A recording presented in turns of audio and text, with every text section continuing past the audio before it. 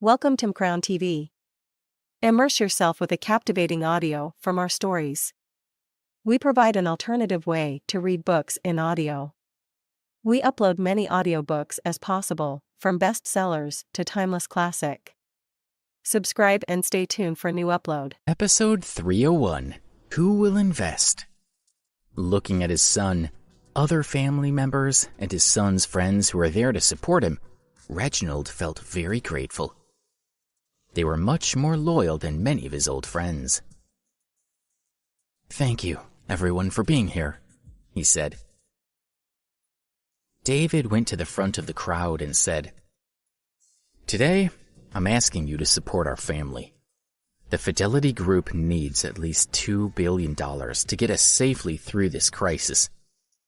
But the Drake family has only $500 million of cash available."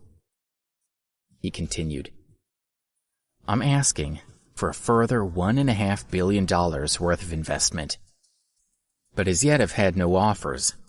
I'm surprised and disappointed. I'm offering you a wonderful investment opportunity." Jason Morley called out, "David, I want to invest. Here's my bank card. Please, take it." Jason handed his bank card to David and said modestly, "I'm sorry, it'll be a relatively small investment. This is all the money that I've saved for the last few years. When I get home, I'll ask my father for more." "David, I will invest $1 million," someone else cried out. "Here, David, I have $3 million to invest. I'll also ask my brothers to get involved," said another friend. "David, I'll invest $1 million for now, but when I get home, I'll persuade my family to invest more. I'll give you everything I have," shouted another. All the rich young men were generous and keen to invest in David's company. Daryl Brennan was the only one who didn't want to get involved because his situation was a little different. The Brennan family had only arrived in D.C. 10 years ago. Unlike the other people there, Daryl hadn't grown up with David and didn't regard him as a brother. He also knew that the financial crisis facing the Drake family was serious. It wouldn't take much for their business to be completely ruined, and he felt that there was a strong possibility that their empire would never recover. He was reluctant to invest in their business because he felt he would never see his money again. But he didn't want to be the only person there who refused to invest in his friend. He had to at least give him a little money to show his support. He put his arm around Miriam's shoulder and winked at her as a signal that she should cooperate with what he was about to do. On the way there, Daryl had explained his plan to her. Although she felt uncomfortable with what he was asking her to do, she still nodded. She had been with him for quite a long time, and although he sometimes lost his temper with her, on the whole, she felt it was a good relationship. She knew that it would be hard to find a rich young man who would treat her any better than he did. Because she wanted to hang on to him, she devoted all her energy and attention to him. She hoped that he would soon ask her to marry him. Daryl went over to David and took a bank card from his pocket. He looked his friend in the eye and said, "David, this card has $1 million on it. Please take it. If you need any help from the Drake family, you only need to ask. My family will help you in any way we can." David hadn't expected Daryl, who had not grown up with him, to want to help him so much. He was very moved. Other friends of David and the Drake family were also very appreciative of Daryl's offer. "Thank you." David patted him on the shoulder and prepared to take the bank card. Miriam was standing beside Daryl. "Oh, Daryl," she said, "you've taken the wrong card. That's the card with only $5,000 on it. The other bank card is the one with $1 million on it." "I must apologize, David. I've given you the wrong card," Daryl said. Then he looked in his wallet and said in mock surprise, "Where's my other bank card?" "Daryl, I saw you put that card in the pocket of your other jacket. Did you forget to take it out when you changed clothes?" Miriam said. "Oh, what an idiot I am," said Daryl in mock annoyance. Daryl patted his forehead and said to David, "David, I realize what happened. I put the bank card in my pocket when I went out last night, but I was careless and forgot to put it back in my wallet." "Please don't worry. It's an honest mistake, and I'm grateful that you wanted to help," David said. "Thank you for understanding. Take this $5,000, and I'll send you the other $1,000,000 card later," Daryl said. David believed what Daryl told him and was very grateful. Daryl said proudly, "It's nothing. I have several cards with $1,000,000 on each. I haven't spent as much as usual this month, so I can spare $1,000,000 for you. It's not a big deal." Daryl and Miriam walked back into the crowd. Miriam looked at Daryl's smug expression and felt a little disgusted. She still smiled at him, though. This man was her future life partner. She didn't mind if he cheated on others, as long as he didn't cheat on her. By the time everyone had finished offering him money, David estimated that more than 20 of his rich friends had contributed over $40 million for him. It was a lot, but only a drop in the ocean from the $1.5 billion that was needed. His friends realized that the amount of money that they had given wasn't enough. They started to think that they would not be able to help the Drake family survive the crisis. "We've all offered everything we can, but it's only come to $40 million. What a shame," someone said. "Yes, I bet some people could give more," said his friend. "David managed to get everyone here, but we still haven't been able to save his family. I bet the people who are against the Drake family will have a good laugh," said another man. "I'll call my father now and ask him to give $50 million to them," said another. David stopped the friend who was going to call his father. He said to everyone gratefully, "Friends, thank you. You all came here today as I asked, and have done so much to help me. I'm very moved." "But what about the Fidelity Group? Will it go bankrupt?" a friend asked. "What will happen will happen. We'll just have to see what fate has in store for us," Reginald said calmly. He looked desolate. Looking at his father, David said firmly, "No, Dad, although the money isn't enough, as long as we all unite together, I believe that we can win. There's no obstacle that can't be defeated if we work together, and I'm determined that the Fidelity Group will never fall." "Yes, if we're determined, we can do anything," agreed a cousin enthusiastically. "The Fidelity Group has been working in D.C. for so long, and so many people's livelihoods depend on it. The people of D.C. will not let it fail." Lindsay silently watched what was happening. She knew that the company could only be saved if the $1.5 billion were raised. If it wasn't, it really would all be down to fate. She quietly walked out of the office and walked up and down the corridor for a few minutes deep in thought. She suddenly came up with someone who might be able to help them. She thought of Alex. Although she didn't know what sort of family Alex was from, she had noticed how the Drakes and other influential families treated him. She also knew that Ken Stokes worked for him, and that his relations were treated with respect by everyone who had been at her sister's original failed wedding to David. He must come from a powerful family. She just didn't know how rich they were. Alex had also told her that he had been expelled from his family, but perhaps he'd been welcomed back to them by now. Whatever the situation, She felt it was worth asking him for help. She took out her cell phone and her cheeks flushed as she selected his number. She hadn't spoken to him for a long time. Ever since the day that he married her sister, she had tried very hard not to think about him. And until now, she had achieved this successfully. But now, when she saw his name on her screen, her emotions were stirred up again. She could picture his face in her mind. She felt very nervous, but she tried to calm herself down. Taking a deep breath, she called his number.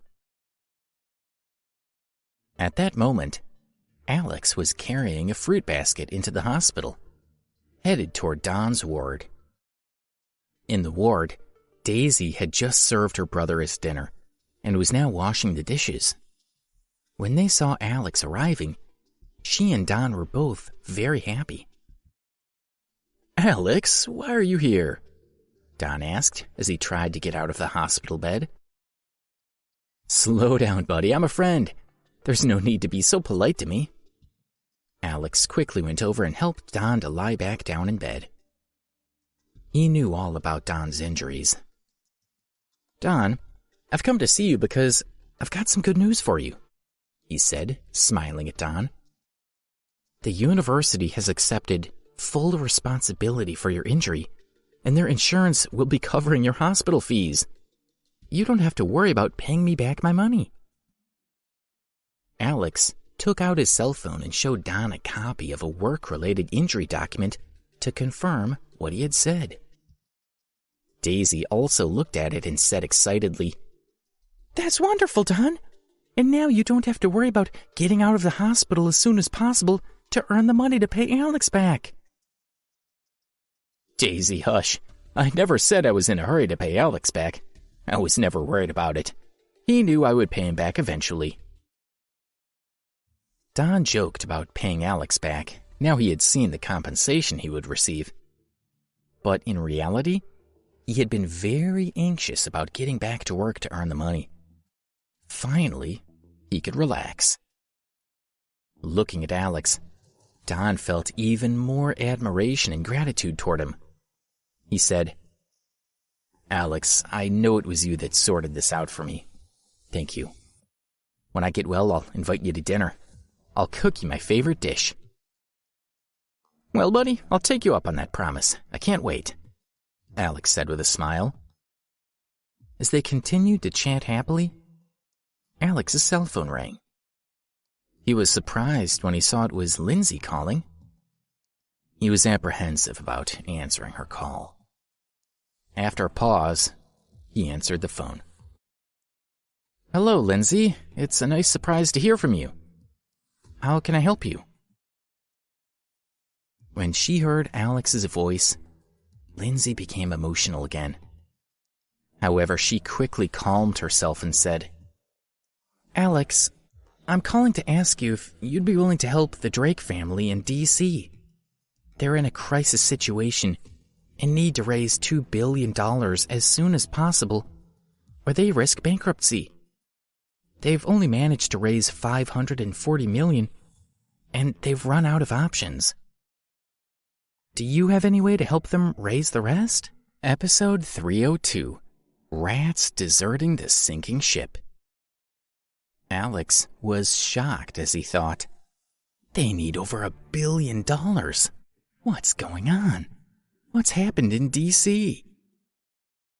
The Drake family worked for the Ambrose family, so Alex couldn't understand how his family had gotten into this situation. He wondered, is the Mitchell family involved? I remember hearing that they were becoming a real threat. Are they trying to damage my family? Although Alex was estranged from his family, he was still an Ambrose. Although he could not use their money or rely on their reputation or help, if the family was in trouble, he couldn't just stand by. "What's going on?" he asked Lindsay. "Well, yesterday, at almost the same time, all the subsidiaries of the Fidelity Group experienced a range of disasters all at the same time. Because of the problems, most of their clients and partners have canceled their contracts with them. Their company instantly lost around $2 billion, Lindsay told him. She continued, "At the moment, all the Drake family businesses have been suspended, and they're losing more and more money. They've already asked everyone they can think of for loans and investments, but they've run out of options." Lindsay briefly described the difficulties the business had been experiencing. "How could every business suffer these disasters at the same time?" Alex asked. "I don't know, but David thinks that someone has set them up to deliberately harm his family," she replied. "Somebody deliberately targeted the Drake family," Alex murmured thoughtfully. He wondered again, was it the Mitchell family? He could think of no other family that would have the power to carry out such a coordinated attack. But why haven't the Ambrose family responded? He wondered. Has something happened to my family? He was becoming seriously concerned about his own family. "I'll try my best to get the money, and I'll fly out to D.C. immediately," Alex told Lindsay. He knew that he wouldn't be able to relax until he had found out for himself what had happened. "Well, right now everyone is at the company headquarters. Please come here as soon as you can." "Okay, call me if you find out anything else," Alex said and ended the call. After saying a hurried goodbye to Don and Daisy, Alex took a cab and went straight to the airport. He bought a ticket and caught the next flight to D.C. After speaking with Alex, Lindsay felt relieved. She was sure that Alex would be able to do something to help. With him involved, she felt that the situation wasn't as hopeless as before.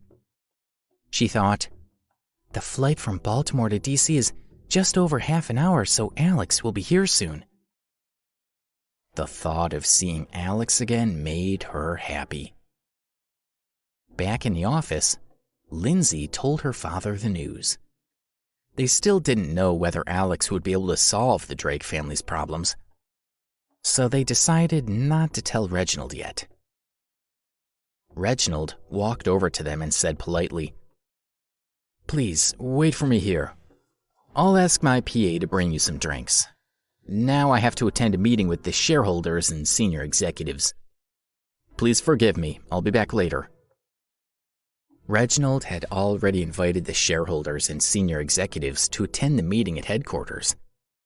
He had to update them on the situation. One of David's cousins said, "Uncle Reg, we'll all go with you. We're all members of the Drake family and we know what's going on. It'll give a good impression to the senior executives and shareholders if we're there to support you." "Yes, we'll go with you," said another. "Let's go," said the first. The other young men of the family all agreed that they should accompany Reginald. He smiled at them and walked out of the office toward the conference room. "Good. Come on, all of you, come with me," David told his cousins and brothers. They followed Reginald into the conference room. All the senior executives, shareholders, and managers of the subsidiary companies were already seated, waiting for Reginald. Their expressions were serious, because they knew that over the last 24 hours, the problems of their respective companies had only become worse. Seeing that so many members of the Drake family were attending the meeting, the senior executives felt a little more confident. Most of the Drake family members stood at the back of the conference room to watch and listen. Reginald sat on the chairman's seat at the conference table, and David stood beside him. "Welcome, everyone. Thank you for coming. I know that you're all very concerned about the current situation that the Fidelity Group is in. I hope that we can unite to find a pathway out of the present crisis together. When he looked up and saw everyone's solemn expressions, Reginald felt very depressed. He looked to David for help. David stepped forward and said, "That's right, everyone. We are all part of the Fidelity Group, and no one should give up too easily. We're in this together, and if we unite, no one can defeat us." He wanted to take some of the pressure off his father's shoulders. Reginald looked at David gratefully and patted him on the back. He thought, "David's spirit is commendable, but there's no way for Fidelity to get out of this predicament. Please, could everyone report the latest situation with their company?" Reginald wanted to distribute the money he had to help out the subsidiaries that were in the most need. But before he could finish, he was interrupted by someone at the table shouting, "Mr. Drake!" The man stood up. He was in his 50s and of medium height and build. He had a large forehead and very small eyes, and his expression was cold. Everyone in the room was silent when they heard him call out. It was Noah Freeman, one of the directors of the Fidelity Group. Reginald didn't know that he was secretly in collusion with Colin Patterson. When he stood up, everyone in the room looked at him. "What do you want to say, Noah?" Reginald asked. It was very impolite to interrupt the chairman's speech. However, Noah was a very senior member of the board of directors, and Reginald had always been very tolerant of him. Noah didn't speak, but instead, he walked over to Reginald and placed a piece of paper in front of him. When Reginald saw the words on the paper, his anger rose. "A resignation letter?" David said in shock when he read the words on the paper. Everyone gasped when they realized what Noah had just done. Noah was one of the most important directors of the Fidelity Group. If he resigned, how could the company hope to recover from the current crisis? David couldn't believe it. He glared at Noah and asked, "Noah, what are you doing? The Fidelity Group is facing its most challenging moment, and you feel it's a good time to resign? You and my father built this company from nothing. Do you really want to abandon it now?" "David, I'm just a manager at the Fidelity Group. It is your father who founded this company. I can't take credit." "You can't?" David said. Noah replied, "As a worker, are you saying that I don't even have the right to resign? I assume you're joking." David couldn't believe that Noah, who is usually so polite in front of him and his father, was being so rude. He was angry and wanted to scold him. Reginald saw what was happening and raised his hand to stop David. Noah was an old friend and colleague, and they had been through a lot together. No matter what, David wasn't qualified to scold him. Also, Reginald could understand why Noah chose to resign at that moment. "Well, I accept your resignation. I'll make sure that you're paid all the money that you're owed," he said. Noah looked at Reginald and thought, "Do you think I'll just accept some money from you? Oh, Reginald, you look down on me, but you have no idea what I'm capable of. I want you to watch with your own eyes as I destroy the business empire you created. That's what I want." Noah looked around the table at the other executives and winked at them. He had already spoken to them individually, and they knew what was expected of them. A bespectacled executive stood up and handed Reginald his resignation letter. He said, "Chairman, I resign." Another slim female executive stood up and said, "Mr. Drake, thank you for all you've done for me over the years. I'm sorry, but I also have to resign." 6 or 7 executives stood up in succession and handed their resignations to Reginald. "Mr. Drake, I can't continue to work for you because of the current situation that Fidelity is in. I'm sorry, I quit," said one. "I quit too. I can't work in a company that's going to go bankrupt," said another. "I'm quitting too," said one more. Having watched nearly a quarter of the senior executives resign, the other people at the meeting were confused. What was going on? For so many of them to resign in one day was beyond their comprehension. Reginald felt a sharp pain in his chest and collapsed into his chair.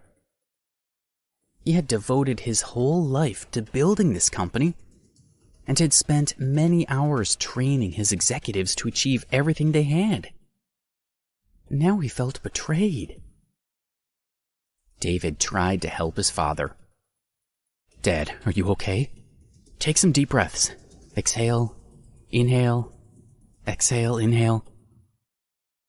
When Reginald's breathing calmed down, David turned angrily to the executives and said, "Do you have any conscience? Think about how my father has looked after you. And this is how you all choose to repay him? Well, since you want to get out of here, all of you can go now. We don't need anyone here with so little loyalty." David scolded the executives, and most of them felt extremely guilty. Many of them had started at the company straight from college, and with Reginald's guidance, had worked their way up to executive positions. In Reginald's company, anyone with talent who was willing to work hard had excellent opportunities for promotion. Their salaries were also significantly higher than those of their peers working in other companies. They knew that Reginald was a decent and noble person, and that they had betrayed his trust. None of them had wanted to do it, but they felt they had no choice. Noah had told them that the Drake family was being targeted by a larger force, and there was no way for the Fidelity Group to escape the disaster. Noah had also promised them that if they did as requested, he would give them a generous reward. Once the Fidelity Group had been acquired by the more powerful family, he assured them that they would all get their jobs back. They were all intelligent people, and after weighing up the situation, they all felt that their only choice was to turn away from the Drake family and follow Noah. Looking at the rest of the executives who hadn't yet resigned, Noah said, "All of you, listen to me. It's clear to everyone that the Fidelity Group is finished. If you choose to stay and work for the Drake family, you will be finished with them. I urge you to resign and leave Reginald alone on his sinking ship. Why should you all suffer for his mistakes? You have to think of your own futures." Episode 303, The End of the Drakes? "Noah, you're going too far," David said angrily. Noah was openly encouraging all the other managers and executives to betray the Drake family. David understood that the senior executives who had already resigned had probably also been persuaded to do so by Noah. The other members of the Drake family turned on Noah. They were young and loyal and refused to show him any mercy as they scolded him for what he had done to their family. Noah ignored their accusations as he continued to encourage the other executives to resign. David's cousins and brothers wanted to beat him up. With Noah's persuasion, several other executives decided to leave. One of them stood up and asked Reginald to accept her resignation. The others started to follow her lead. "Mr. Drake, I'm also quitting," one said. "I'm quitting too. I don't think the Drake family can survive this crisis," said another. "Mr. Drake, you'll only take us down with you," said a third. Finally, all of the senior executives had expressed their certainty that the Fidelity Group was finished, and their desire to resign before that happened. Noah had told them all that he would find them new positions when the company was bought over, so they all wanted to stay on good terms with him. After only 10 minutes, 80% of the senior executives of the Fidelity Group had resigned. The Drake family was in far worse trouble than they had imagined possible. "Who's behind this? Who is it that's targeting my family? Can you tell me now?" Reginald asked Noah. He was right to think that someone must be behind his company's problems. He felt that Noah's behavior had been extraordinary. He could only think of one reason for his performance, which was that he knew that the Drake family had no hope of saving the company. He must, therefore, know more than he was letting on. That's why Noah had dared to openly encourage the employees to resign in front of him. After listening to his father, David also realized that Noah knew who was trying to destroy the company. He said, "You're a snake in the grass, Noah. Tell us who's behind it. Our family have been so good to you. At least you owe us that." "You're both very smart. Yes, I know who's behind your troubles," Noah said complacently. Now that his task had been completed so perfectly, it didn't matter what he told Reginald.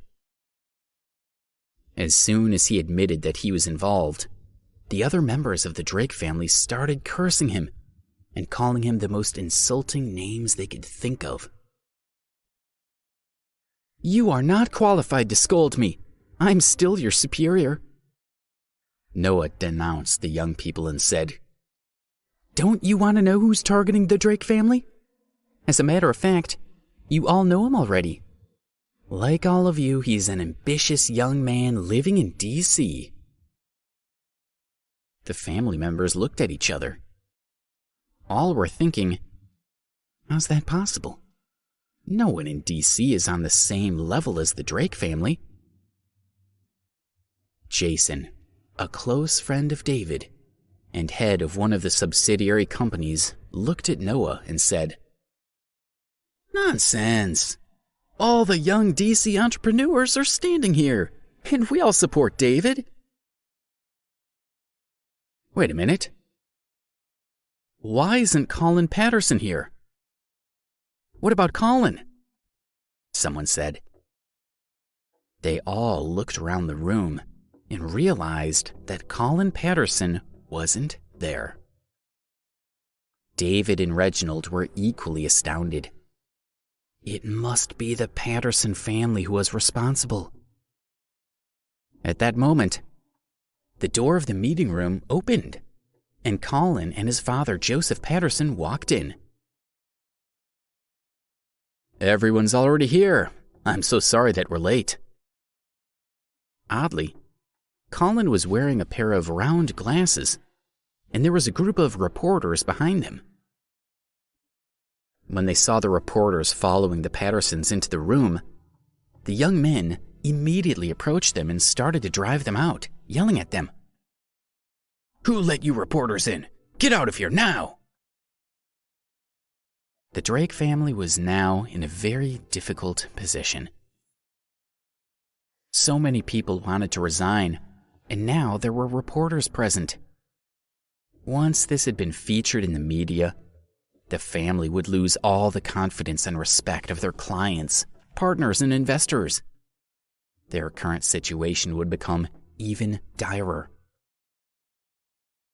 "Wait, It's all right. I let them in," Colin revealed smugly. One of the young men whispered to him, "Colin, what are you trying to do? We're here to help the Drake family solve their problems, not add to the chaos by bringing the media." At that stage, they were still under the impression that Colin was there for the same reasons as them, to help the Drakes save the Fidelity Group. They never considered the possibility that the Patterson family, who were much less influential than the Drake family, was behind the crisis. "It's because I want to help the Drake family that I've invited these reporters.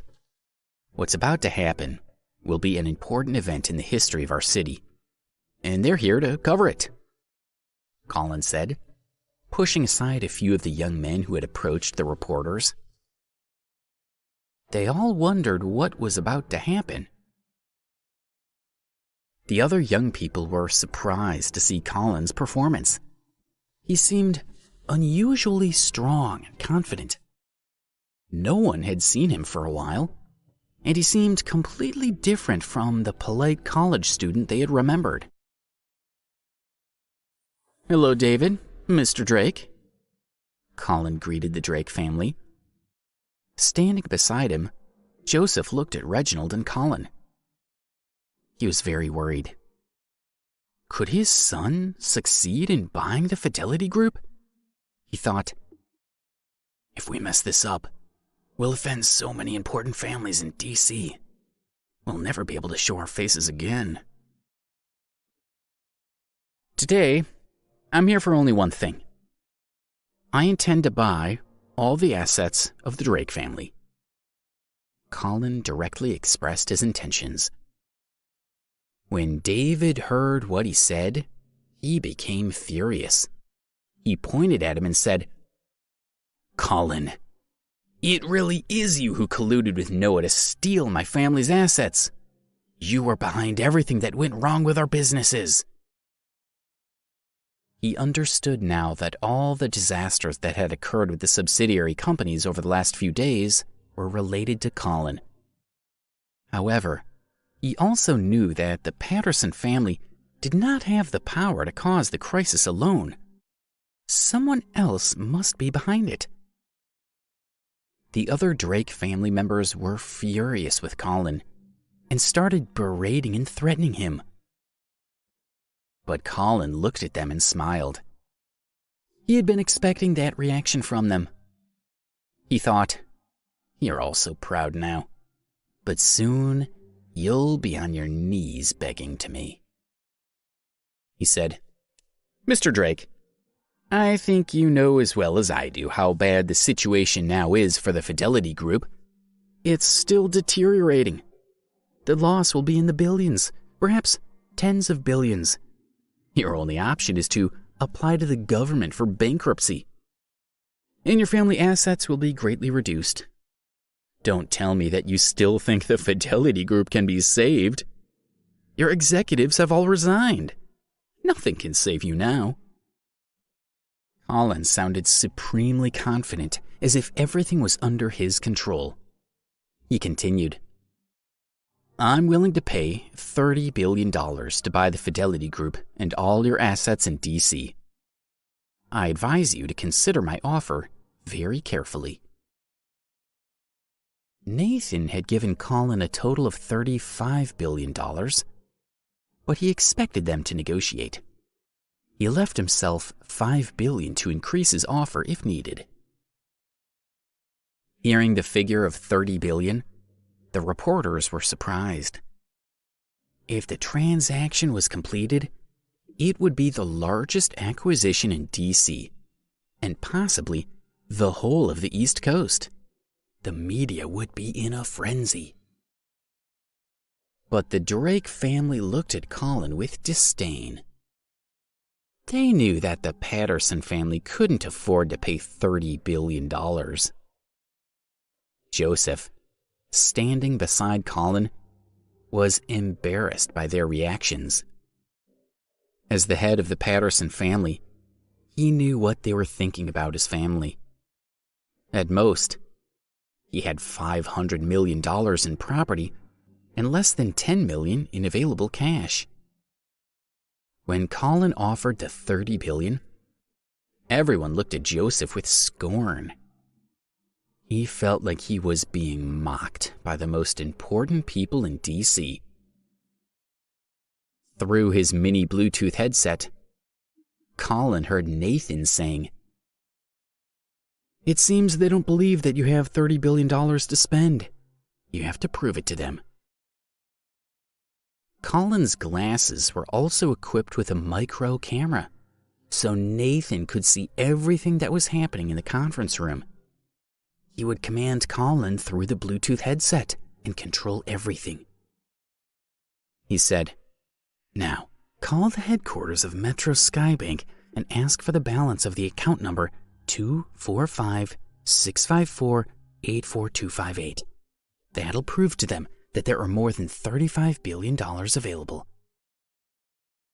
Colin announced, "I know that none of you believes that the Patterson family can afford to pay $30 billion, right?" Following Nathan's instructions, he took out his cell phone and called the headquarters of Metro Skybank.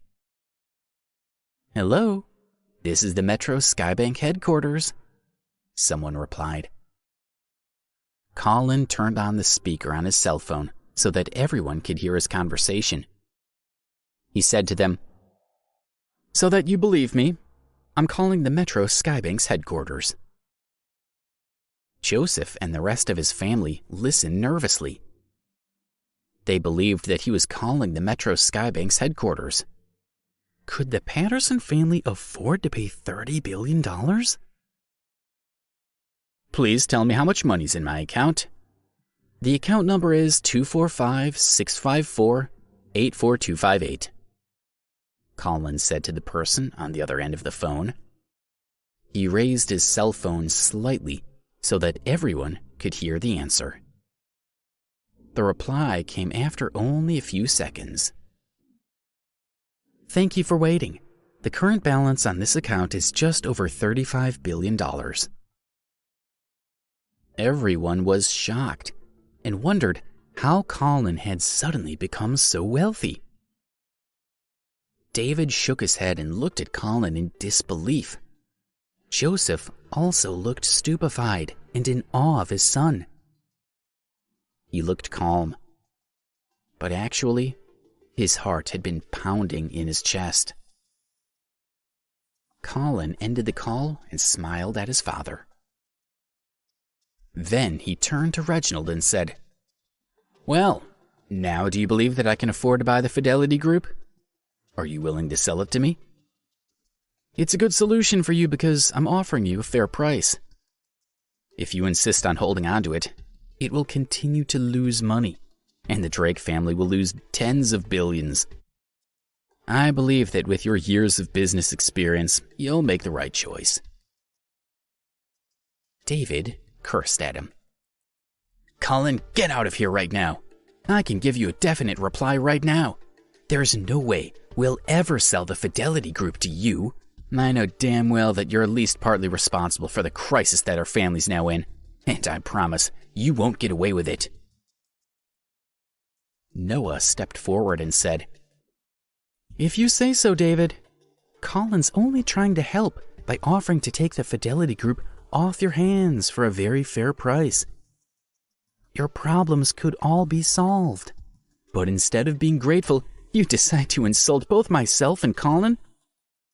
I think the whole of DC will look back and remember this day is the end of the Drake family." Episode 304, Whose Side Are You On? "How dare you!" David shouted as he rushed at Noah, intending to punch him in the face. "David, stop!"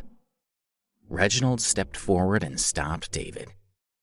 He was also furious with Noah, but he was determined to protect his family's dignity.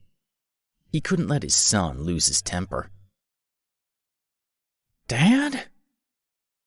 David didn't understand why his father was so calm, but he always followed his orders. He looked at Noah with hatred, but took a few steps back. Good boy. Did you want to hit me? Better do as your father tells you. Now, why don't you agree with Reginald on how to complete the sale of the Fidelity Group to Colin? Noah said with a triumphant smile. Colin, you bastard! Tell us who you're working with and why. We welcomed your family when you first arrived in D.C., and now you're turning on us like this? No one else would give you the time of day. But we helped you, and this is how you show your gratitude, David said angrily. Like Daryl, Colin hadn't grown up with David. His family had only lived in D.C. for a few years, and Colin still hadn't been fully accepted into the upper echelons of society. When Colin had first arrived in D.C. and found out that there was a circle of rich younger people who all knew and socialized together, he had been desperate to join in. He had begged his school classmates to help him be accepted by those elite young people. But however hard he had tried, he hadn't been accepted into the circle. Finally, David took pity on him and invited him to a few events and introduced him to his rich friends. Finally, the others started to accept him as one of them. After being accepted into the upper echelons of society, the Patterson family used the connections to build up their businesses, which started to thrive as a result. Colin had even been involved in conducting business deals on behalf of the Drake family. The younger Drake family members knew how David had helped Colin, and they were astonished at his betrayal.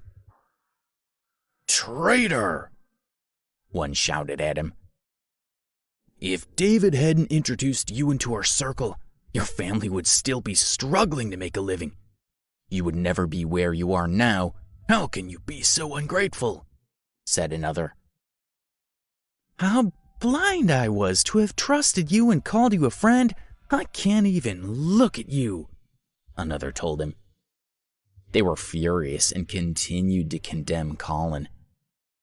Most of the people there had a lot of respect for David and were naturally on his side. They scolded Colin, and some even spat on his face. Colin wiped the saliva from his face with his hand and stared at the man who had spat on him. Then he walked slowly toward him. "You filthy bastard! How dare you!" he shouted in the man's face. Then he raised his slender hand and slapped him on the cheek. His eyes glowed with hatred as he turned and glared at the others. He hissed at them. "I would like to remind you that I fully intend to buy the Fidelity Group, and I will succeed. After today, the Drake family will fall into obscurity, and the Pattersons will be the most important family in D.C. He continued, "My family will soon have wealth and assets worth tens of billions of dollars. I will remember how you have all behaved toward me today, and I will make sure that you regret it. If you doubt my words, by all means, continue to berate me." Colin felt confident in his threats toward the Drake family and their friends. Once his own family had taken their place, he could easily get his revenge. The room went quiet as his enemies contemplated their situation. Although they were incensed by Colin, they knew that they couldn't scold him anymore. They had to protect themselves. Noah said sincerely, "Former colleagues, I feel that I must advise you to rise above your anger and treat Colin with respect. You must accept what's happened. The wisest thing you could do now would be to apologize to Colin and hope that he forgives you. The Pattersons will become the most powerful family in D.C., and by then, he might not be so forgiving." He wanted to persuade them to accept that the Drakes had lost to the Pattersons, and that it would be in their best interest to stay with Colin, as his family would soon be the most influential in the city. The young people understood Noah's meaning, but still could not bring themselves to apologize. Colin had always been below them in status, and they had looked down on him as someone from a less wealthy family. More importantly, if they apologized to him now, it would demonstrate that they believed that the Patterson family was going to succeed in buying the Fidelity Group, and that the Drake family had lost. David was their colleague, and in many cases, their cousin or brother. They refused to stab him in the back. Colin told them, "At least you all have backbone. The Drake family will soon fall, and you are all willing to go down with them. I admire you." But there was one person amongst them who felt differently, and that was Daryl. He didn't feel any particular loyalty to David, and he could see that the Drake family were about to lose everything. He was convinced that the Pattersons would succeed in buying the Fidelity Group. He felt that the wisest choice was to publicly back Colin. He was sure that he would appreciate his support even more because of the others supporting David. Then, when the Pattersons became the most powerful family in D.C., his own family would benefit from aligning with them before everyone else. Colin said coldly, "I'll make it clear for you all. When the Patterson family becomes the most powerful family in D.C., I will change the top 20 families in the city. Don't doubt my determination or my power. I can defeat the Drake family with or without you on my side." He no longer seemed like a rich young student. He had become a ruthless businessman. Daryl said proudly, "I will support you, Colin." Miriam, who was sitting beside him, was startled. She put her hand on his arm and whispered to him to be quiet. She felt that betraying the Drake family at that moment was dangerous and would damage Daryl's reputation. He would lose his good standing in society. But Daryl ignored her warning. In his eyes, it was a once-in-a-lifetime opportunity to curry favor with Colin, and he must seize it. "Colin, I support you," he repeated. Under the glare of the Drake family, Daryl walked over to Colin and said, "Colin, I disagree with everything they're saying. I'm convinced that from today the Pattersons will become the most powerful family in D.C., and I look forward to our families working together." "Daryl, I share your vision," Colin said with a smile. He was flattered by Daryl's words. He looked at him and said, "Since you choose to stand on my side, you should sever all your connections with the Drake family. So that I know I can trust you, I'd like to hear you say that to David and Reginald." Daryl knew that Colin was testing him. He was forcing him to choose in front of both the Patterson and the Drake families. To show his loyalty to Colin, he now had to publicly belittle the Drake family. "In my opinion, the Drake family is finished," he said proudly. "When they were still the wealthiest family in D.C., they liked to demonstrate their authority by ordering everyone around in front of the other important families. Now, their family's finished. I think this is a good thing for the people of D.C., and I, for one, will be celebrating." Then he looked at Reginald and David and said, "You should stop deceiving yourselves. It's impossible for the Fidelity Group to survive this crisis. Your only option is to let Colin buy you out as soon as possible. Otherwise, you'll be bankrupt, and your family will be totally humiliated." Daryl smiled with such sarcasm that the Drakes wanted to kill him.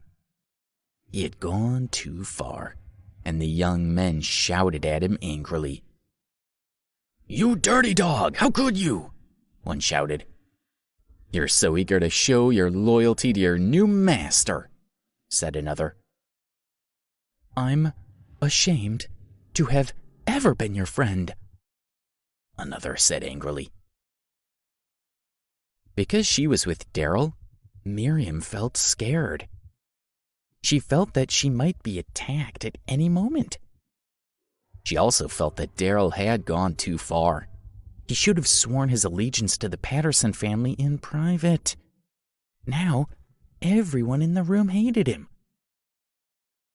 But it was too late to think about that, because he had already done it. And as his girlfriend, she had no choice but to stand by his side. Good. Colin was very satisfied with Daryl's performance. He told him, "After today's acquisition of the Fidelity Group, I promised to take special care of the Brennan family. Of course, in a different way, I will also take special care of these losers' families." Through the miniature Bluetooth headset, Colin heard Nathan's voice saying, "Give the Drake family only 1 hour to consider your offer. This battle needs to be decided quickly." Colin looked at Reginald, who was sitting on the chair thinking. He said, "Reginald, my time is very precious. I'll give you 1 hour to weigh up your options and make a decision. After an hour, if you still can't give me an answer, I'll have no choice but to withdraw my offer. I'm sure that with your years of business experience, you'll make the right choice." Then he sat down and started playing leisurely with his cell phone. Reginald, on the other hand, sat quietly in his chair. He was trying to think everything through. David and the others stayed quiet, giving him time to decide. Lindsay quietly walked into the meeting room. She had told Alex what had happened over the phone, and she knew that at that very moment, he had landed in D.C. and was on his way to the meeting. Alex was also deep in thought. Colin is buying the Fidelity Group. Can he afford to pay $30 billion? When he had heard this information from Lindsay, he understood immediately who was behind the matter. His flight was only half an hour long, and it seemed like no time at all before he was landing in D.C.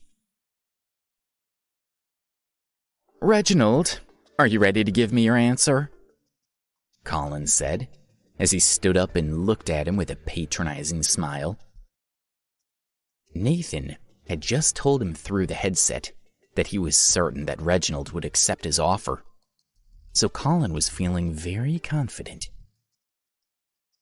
Reginald was still sitting in the chair in silence.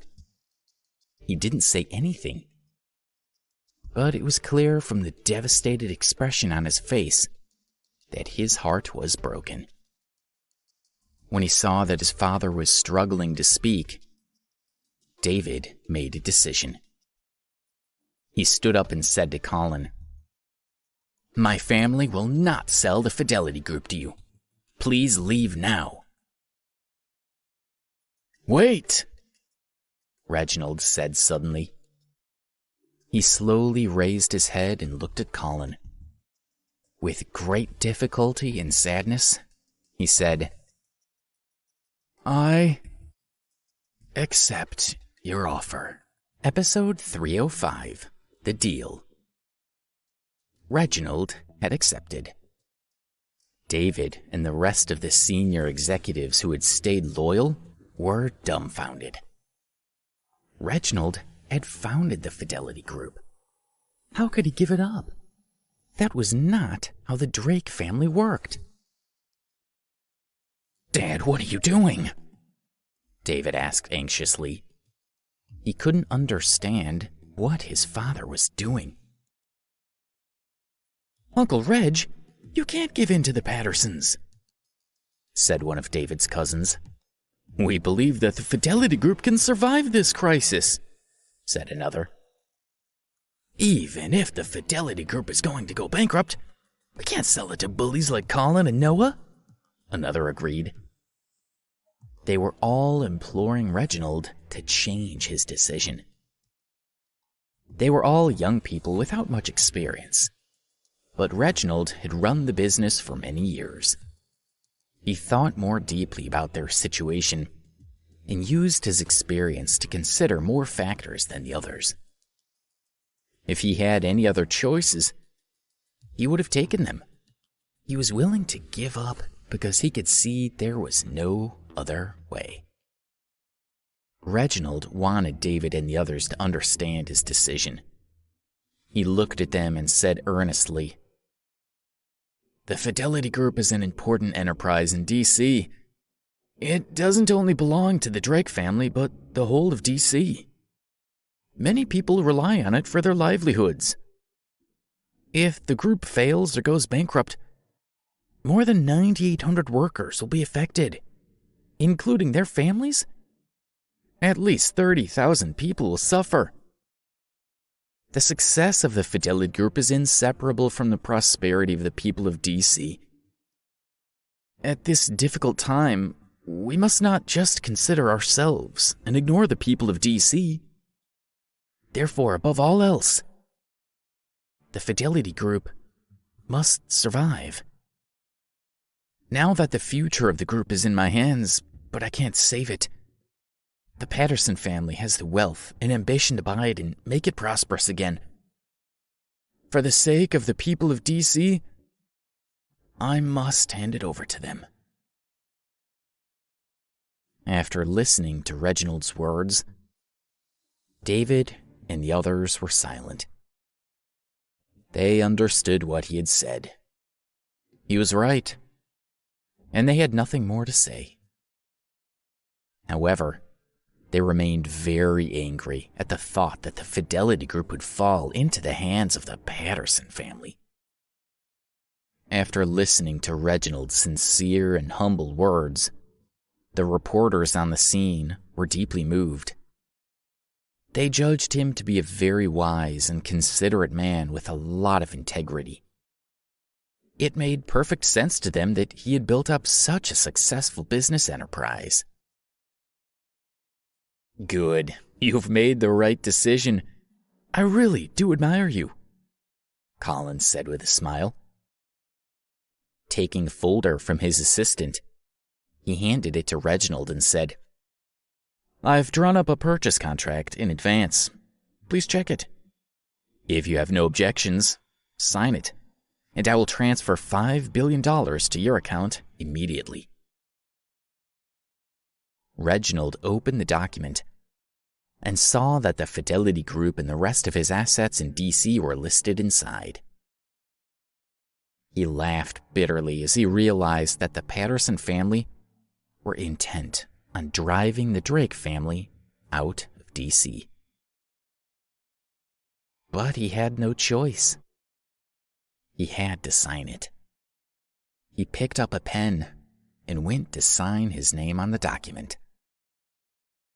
David and the others wanted to stop him, but they understood that they couldn't.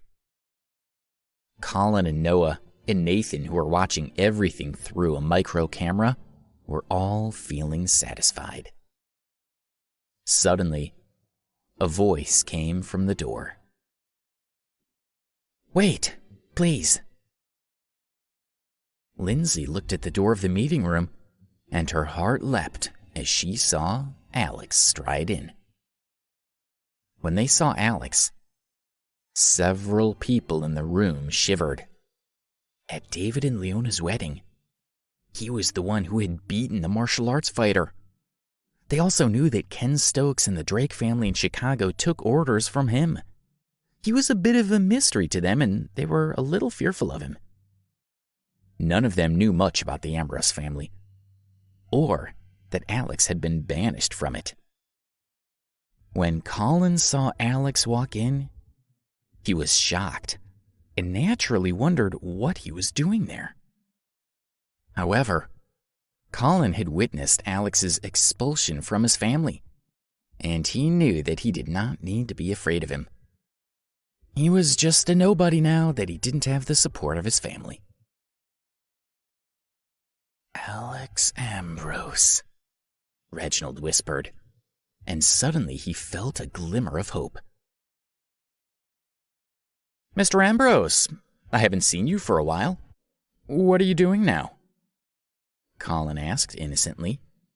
He thought that Nathan, who was listening in, might also want to know what Alex was doing. He didn't realize that Nathan had witnessed Alex beating Damon Walker in the underground boxing ring 2 days previously. I'm a security guard at Johns Hopkins now, Alex told him. He noticed that Colin's attitude was completely different from when he met him at Richmond University. Don't talk to him! Make Reginald sign the document immediately! Nathan shouted through the Bluetooth headset. His voice was loud and impatient, and it made Colin's head ache. However, he did as Nathan instructed. He looked at Reginald and said, Please, sign the document now. Alex noticed Colin's panicked expression and guessed that Nathan was monitoring everything and somehow communicating with him. Why are you in such a hurry? He asked innocently. He walked up to Colin and said, You talk about cooperation, and yet you're forcing Mr. Drake to sign without giving him sufficient time to look into his options. Are you so sure that this is what he really wants to do? Noah looked at Alex and said with disgust, What are you even doing here? This has nothing to do with you. Leave now and stop trying to interfere with our business. Alex guessed that the short man was Noah Freeman, who Lindsay had told him about. He didn't say a word, but quietly picked up a pen from the conference table, and with a finger flick, shot the cap of the pen at Noah's calf. Ouch! Noah cried out as it hit his lower leg and he lost his balance. His body shook, and with a bang, his forehead hit the edge of the conference table. Who did that? He roared. He knew that someone was trying to hurt him, but he didn't know who had done it or exactly what they had done. The young people laughed and started to ridicule him. I don't think anyone did anything to you. It's your guilty conscience, said one. Yes, it's retribution, agreed another. You really think someone's going to bother with you? Asked another. People had been feeling disgusted with Noah since the beginning of the meeting, and they were very happy to see him suffering. Alex, I have no other options, Reginald told Alex bitterly. Alex, please help our family. It's Colin and Noah who are plotting to destroy us, David said. Then he told Alex that now he was there, his family had some hope that their business could be saved. Mr. Drake, if you tell me now that you don't want to sell, I can help you to protect the Fidelity Group, Alex told Reginald. He waited for an honest reply. Reginald saw the determination in Alex's eyes, and he responded humbly. I honestly don't want to sell it, and I would do anything to save it. David and the others were becoming very excited. In their hearts, they were starting to have hope. Good. Then I promise you that the Fidelity Group will not be acquired by these men, Alex said with a smile. Colin sneered. Alex, are you kidding? Now you're ordering me not to buy it? Oh, how ridiculous. He thought, now that Alex is just an ordinary man, what can he do to stop me? Alex didn't pay any attention to Colin, but he looked at the reporters in the conference room. They all had bated breath, waiting to see what happened next. What Alex had to say next involved the Ambrose family, and their affairs couldn't be publicized. He knew that he had to get the reporters out of the room. He said politely to them, "I'm afraid I'm going to have to ask all the reporters to leave for a moment. We need to talk about some confidential matters." "Why? We journalists have the right to report what's happening. The people of DC need first-hand information from us," one of them retorted. "Yes, we had to cross a lot of hurdles to get in here. We're not leaving," said another. "What qualifications do you have as a security guard to tell us what to do? We refuse to go," another said arrogantly. The reporters then looked away from Alex and stayed where they were. Alex smiled and thought, "It seems that politeness doesn't work when dealing with reporters." He reached for a blade from his bag and moved over to the most arrogant reporter. Stealthily, he cut off the reporter's belt. Suddenly, the man's pants fell, revealing 2 fat white legs and a pair of red underwear. All the other reporters seized the opportunity to take photos and post them on the internet. They knew that the public would find them hilarious. The reporter quickly raised his pants and pointed at Alex.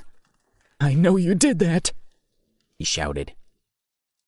He had noticed Alex moving behind him in the instant before his pants fell. It must have been him. Alex looked around the reporters and said, "If you don't leave now, maybe all your pants will fall down like this guy."